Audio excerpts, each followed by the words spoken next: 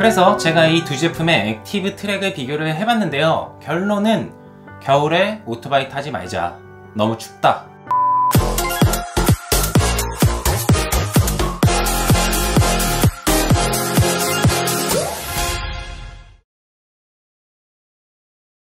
안녕하세요, 장감독입니다. 얼마 전에 매빅3 인텔리전트 펌웨어 업데이트가 있었죠. 매빅3가 처음에 출시할 때 인텔리전트 기능들이 다 잠겨 있었어요. 그래서 1월달에 그거 펌웨어 업데이트로 풀어줄게 라고 기다려줘 라고 DJI가 하면서 1월달에 어떤 기능이 새롭게 추가가 될까? 그리고 기존에 있었던 인텔리전트 기능들은 얼마나 더 좋아질까? 라고 생각하면서 우리가 굉장히 오랜 시간 기다렸습니다. 그러면서 저 같은 경우에도 기존에 제작했었던 이 영상 에어2S 대 매빅3 비교 영상에서도 인텔리전트는 다음에 업데이트가 되면은 여러분들께 비교를 해드리겠다고 약속을 드렸었어요. 그래서 오늘은 매빅3와 에어2S 인텔리전트 비교를 준비했습니다. 자, 근데 이 인텔리전트 비교를 하기 전에 어떤 제품에는 어떤 인텔리전트가 들어가 있고 이 인텔리전트를 왜 집어넣는지에 대해서 여러분들께 한번 설명을 드릴게요.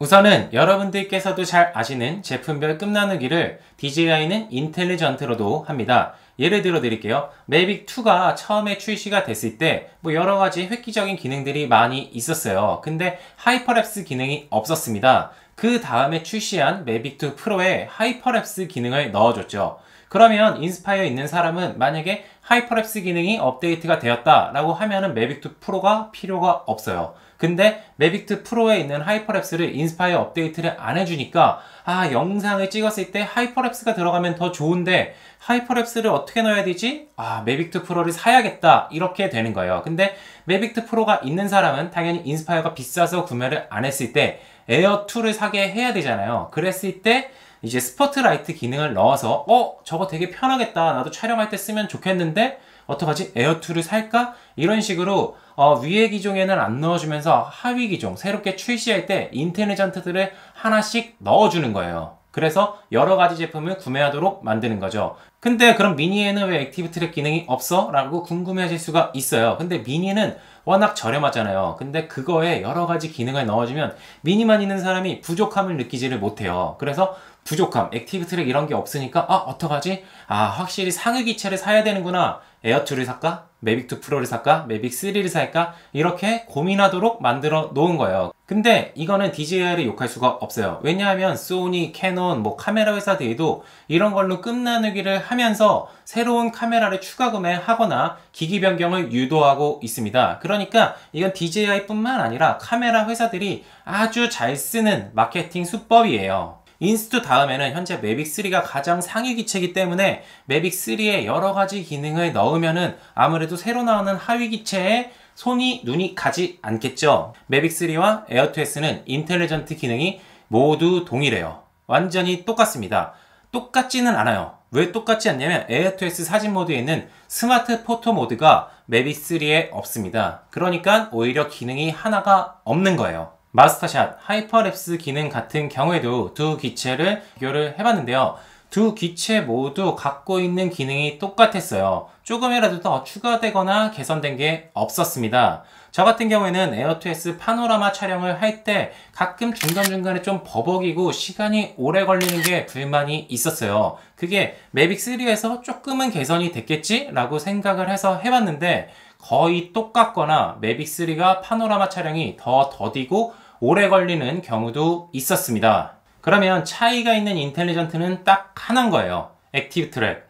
에어2S 같은 경우에는 액티브 트랙 4.0이 들어가 있다고 하고 매빅3 같은 경우에는 액티브 트랙 5.0이 들어가 있다고 합니다. 그러니까 액티브 트랙은 업그레이드가 됐다라고 DJI가 밝혔습니다. 그래서 제가 이 두 제품을 액티브 트랙 비교 촬영을 해봤습니다.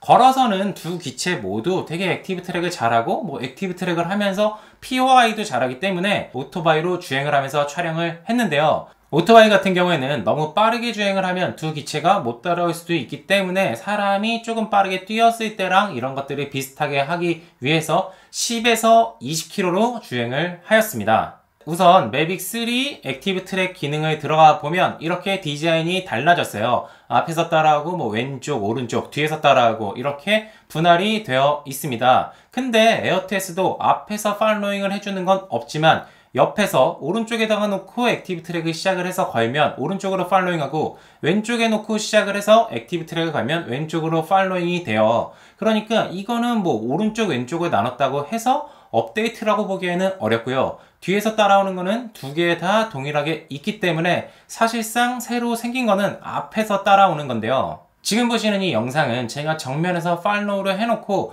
오토바이를 거의 일정한 속도로 움직였는데요. 뭐 방향을 틀거나 이런 것도 없었어요. 보시는 것처럼 매빅 3가 굉장히 가까워졌다 멀어졌다 하면서 자기 혼자 요동을 쳐요. 정면에서 팔로잉 하는 거는 정말로 좀 불안해가지고 제가 주행을 하면서도 더 이상 하지 못하겠다라고 생각을 해서 정지를 하였습니다. 그리고 측면과 후면 어떻게 보면 동일하죠. 이 액티브 트랙을 비교를 해봤는데요. 두 기체 다 앞뒤로 드론이 왔다 갔다 하는데 참고로 말씀드리면 이거는 장애물을 회피하는 게 아니라 두 기체가 옆에서 팔로우를 하면서 그냥 스스로 앞뒤로 왔다 갔다 한 겁니다. 이 앞뒤로 왔다 갔다 하는 것들은 비슷한데 어떻게 보면 에어2S가 조금은 더 안정적인 느낌이 들었어요. 매빅 3 같은 경우에는 왔다 갔다 하는 게 생각보다 범위가 컸습니다. 그리고 굉장히 자주였어요.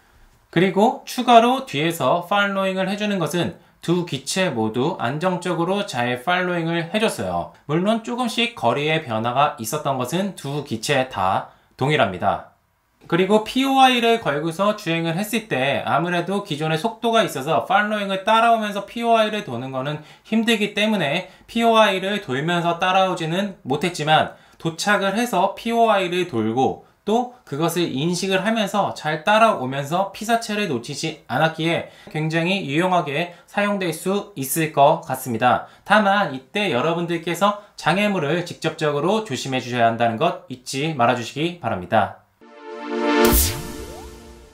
제가 이 두 기체로 액티브 트랙을 촬영을 하면서 느낀 점은 첫 번째는 겨울에 오토바이 타지 말자. 너무 춥다. 오늘이 영하 7도였는데 두 번째는 매빅 3의 액티브 트랙 5.0이 에어2S의 액티브 트랙 4.0보다 그렇게 뛰어난 걸 체감적으로 느끼지 못했다라는 것입니다. 두 기체 다 액티브 트랙이 전체적으로는 나쁘지는 않았습니다. 다만 저 같은 경우에는 이렇게 앞뒤로 왔다 갔다 하거나 거리가 자꾸 왔다 갔다 하는 거를 그렇게 좋아하지는 않아요. 내가 촬영이 되는 피사체라면 여행을 하면서 뭐 연인과 가족과 같이 촬영을 할 때 천천히 걷거나 이럴 때 액티브 트랙을 촬영하는 거는 굉장히 좋지만 다른 사람을 촬영을 해주거나 이럴 때는 아무래도 액티브 트랙 기능을 쓰는 것보다는 손으로 익히시는 게 더 좋다라고 생각이 들었습니다.